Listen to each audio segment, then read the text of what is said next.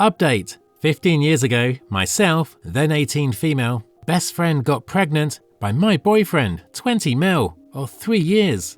And my family knew about it, but didn't tell me, so I ran away from home. Now we are back in contact after 15 years, and myself, 33 female, and mom, 59 female, demands I mend my relationship with the ex-best friend and ex-best friend forever. Original post. Hello again everyone. I recently posted this story from a different profile, but I'm new to Reddit and still figuring things out, so I'm trying again. I appreciate everyone who commented on my previous post. The advice and support I received were overwhelming, and I'm grateful to be part of such a caring community. This story goes back about 15 years and has deeply impacted my life, so I hope you'll bear with me as I share it.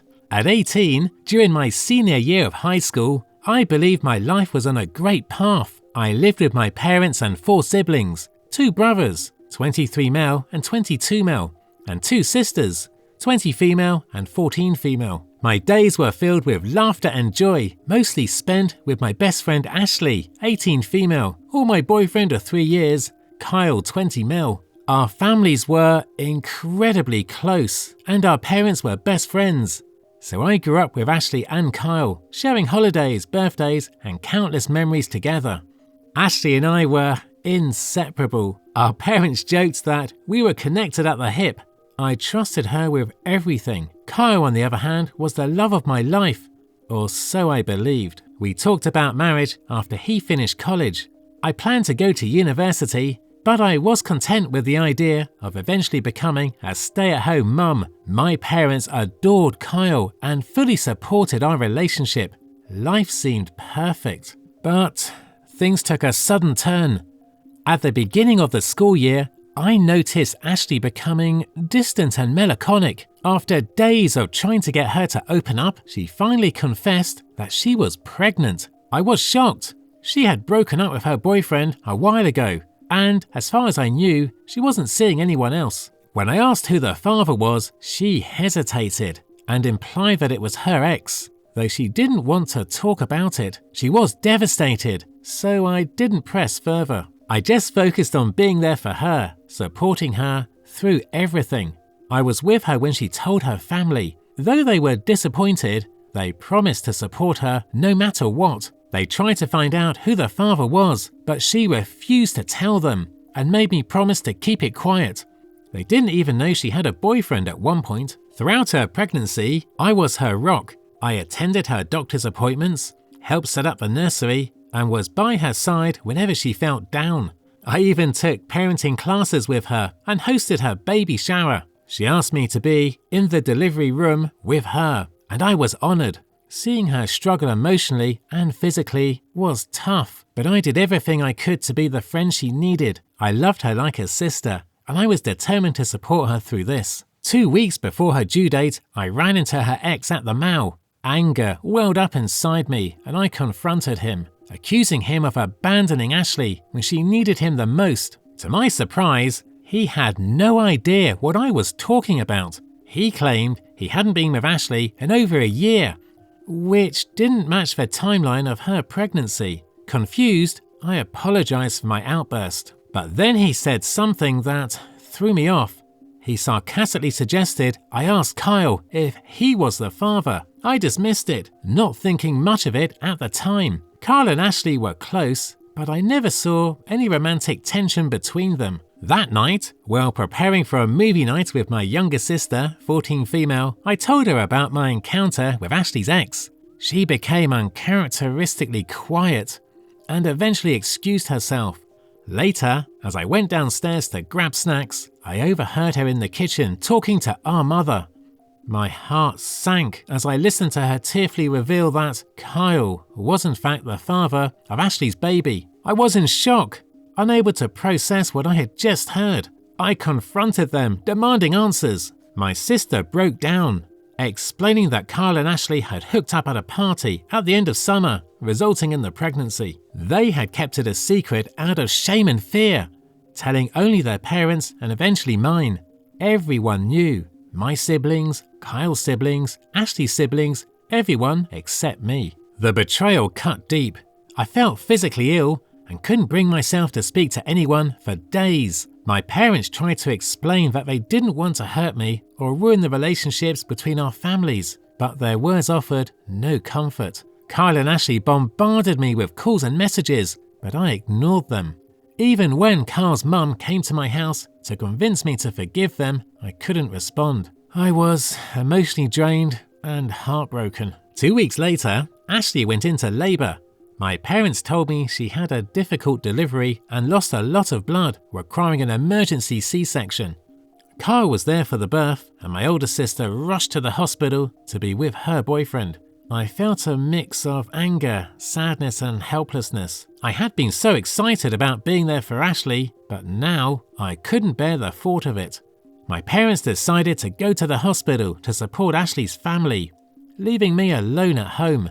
When I asked my mum to stay with me, she told me not to be selfish, saying Ashley's parents needed all the support they could get. Left alone, my sadness turned to rage. I couldn't believe my parents would choose to support someone who had hurt me so deeply, while I was also suffering. I started packing my bags, intending to leave, but then second thoughts crept in. I sat in the living room, feeling empty and betrayed. Later, my sister texted me to say Ashley had given birth to a healthy girl, and that they named her Sarah, the name Ashley and I had chosen together. She added that everyone was going to celebrate at a bar in town. That was the final straw.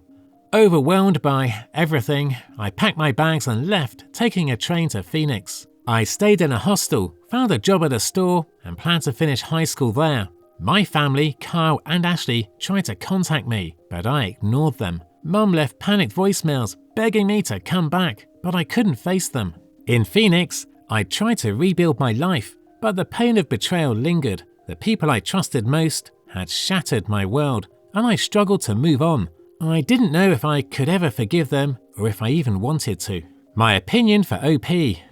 Ouch, OP. I really feel for you. Adversity is there to test us, but only you can figure out what the test is here, look for the hidden meaning, and move on with your life. Now for the updates. Update 1. My gosh, it's been 2 years since I posted this. A lot of people have been asking me for an update.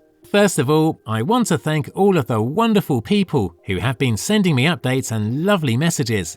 I'm truly grateful. A lot of things have happened in the last few years, not all great.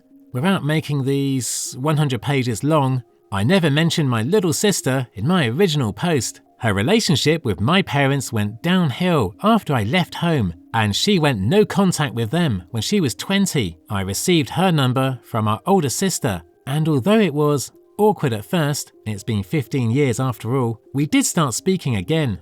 She was very angry at me for leaving. A lot has happened in her life, and it wasn't the easiest. She has a toddler and a baby of her own, and I have to say that the kids have helped us bond again. She's my best friend, and we talk every day. As for the other siblings, I'm in regular contact with both my brothers. Although we aren't close, my older sister and I have a good relationship now, but last year we had a longer period of not speaking. As she is married to Carl's brother, it was hard for her to deal with all our and their family drama. We are cool now, and I have a lovely relationship with my nieces and nephews. I didn't go to my niece's birthday party. It just seemed like it would be too hard for me. Now to my parents. This one is a little painful for me to write, and at the time it felt like I was relieving all those shitty emotions I had at 18.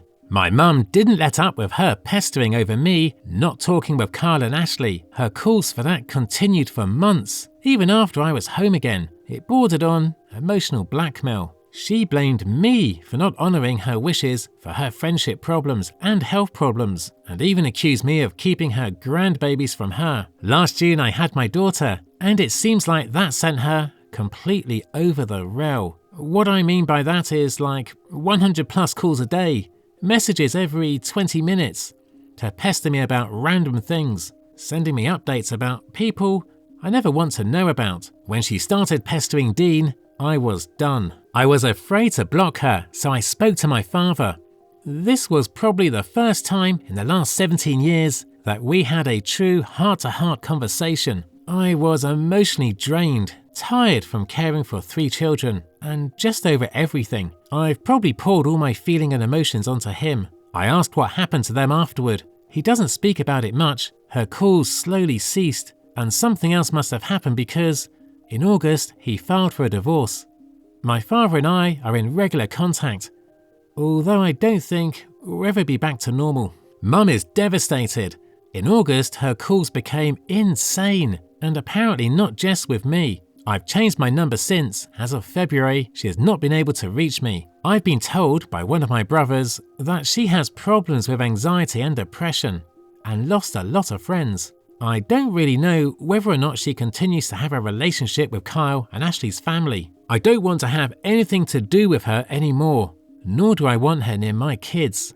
The things she said to me about me and about my husband, whom she really doesn't know, and after 15 years of no contact, is crazy. Although I regret not having a mum, I feel like trying and fighting to repair the little remnants of our relationship would be a waste of my emotional energy and just pure torture. As for Kyle and Ashley, I've received some calls from Kyle's mum. As I mentioned in my original post, I blocked her and no other calls have been received from anyone. I really don't know what they are doing or where they are. I've had no contact with them. The only thing that really happened is that, in August, when shit went downhill, my brother-in-law, Carl's brother, brought me a letter apparently written by Ashley. I've not opened it, and I really don't know if I want to. I feel like I've moved on from them, but on the other hand, I'm curious as to what she has to say after so many years. However, that in itself could bring back bad emotions. I'm doing okay now, with my babies and Dean, who is a real trooper in all of this. I'm trying to focus on my family, and I really hope that this is all behind me. To all of you, thank you again. If anything else happens, I'll try to update sooner. Update 2.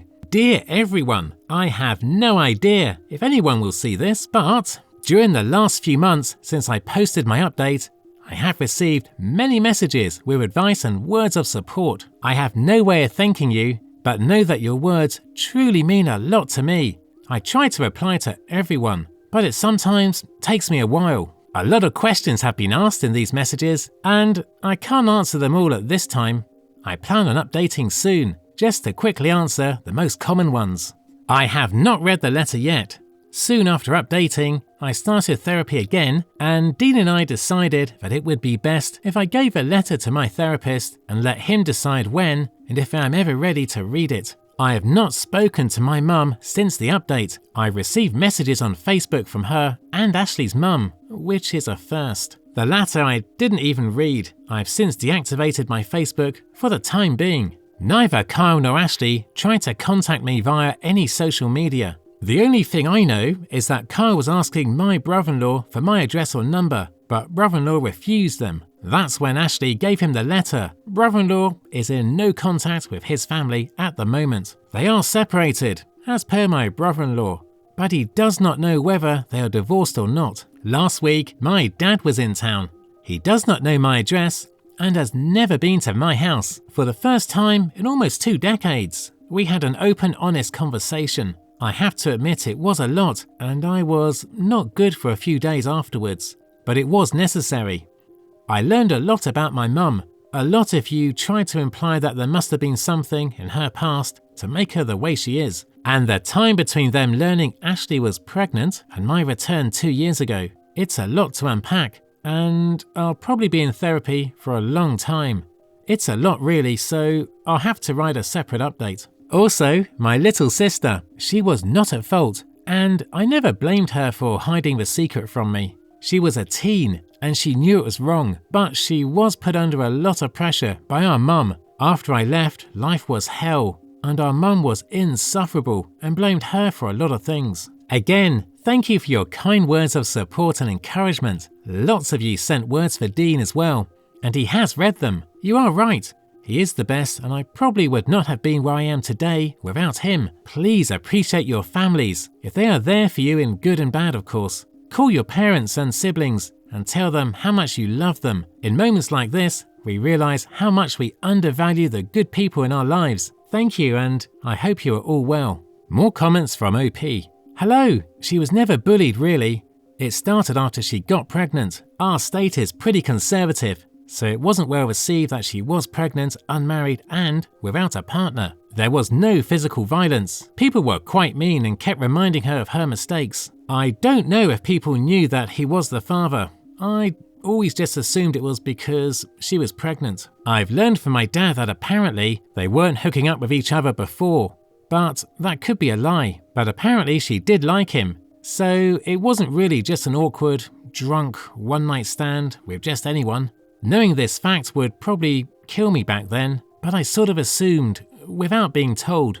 Her ex suspected it. They didn't date anymore at the party, but I think he also never liked Carl, so seeing them together like that was a red flag. I wasn't a party animal, nor was she, but I think they just went that day. I don't remember if they went together or separately, but I'd assume the latter. She did have other friends after all, who enjoyed nights out. The drunkenness part, I really don't remember them being that heavy drinkers. At least I never saw her drunk to the point that she was reckless or had a loss of memory. So, I never really believed that part much. But I wasn't there, and it really doesn't matter, drunk or not, it was a betrayal. I read some of Carl's texts back then. I never answered any of the phone calls or anything. I never spoke to them after I learned that he was the father.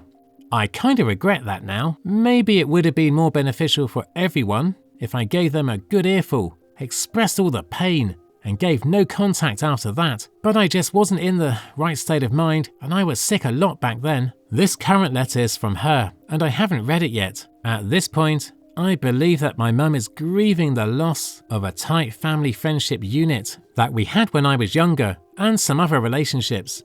She has yet to realize that none of her 5 kids speak or see her. None of her grandchildren see her. None of us, as far as I know, speak to her. That in itself would be the end for me. I can't imagine what emotional state she must be in. We all agree that we need psychological or psychiatric help. She refused. Dad and eldest brother tried, but you can't convince someone like that. That's all for today. If you enjoyed this story, please like the video and share your thoughts in the comment section down below. Thank you.